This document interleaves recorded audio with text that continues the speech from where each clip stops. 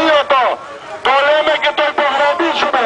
Αλλά και σήμερα για τα δικά τους ρεγάλα παζαρεύουν πίσω από τις πόρτες να είναι στις συνδικαλιστικές οργανώσεις.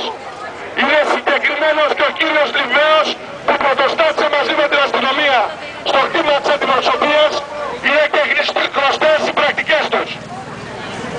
Εμείς παλεύουμε το συγκεκριμένο πλαίσιο, όχι βέβαια σήμερα.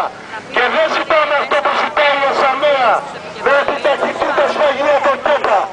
Εμείς λέμε να καταργηθούν, ότι είναι σφαγεία, ότι έχουν πήγει τον κανονισμό, ότι έχουν κατεύθυνση να κόψουν επιδόματα και συντάξεις, να κόψουν την ιατροφαρμακευτική περίθαλψη και να στηρίξει το κεφάλαιο. Μην έχετε καμιά αυταπάτη με τους παρατρεχάμενους της κυβέρνησης.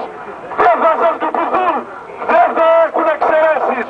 Γιατί στη βαρβαρότητα δεν μπορεί να είναι γύρω-γύρω Σάββατο και στη Μέση Παρασκευή. Μην έχετε καμιά αυταπάτη. Όταν τσακίζεται η οικογένεια του ανάπηρου, το πρώτο θύμα είναι ο ίδιος ο ανάπηρος. Γιατί στο κάτω-κάτω, επειδή δεν υπήρχαν υπηρεσίες πρόνοιας, η οικογένεια του ανάπηρου τον στήριζε.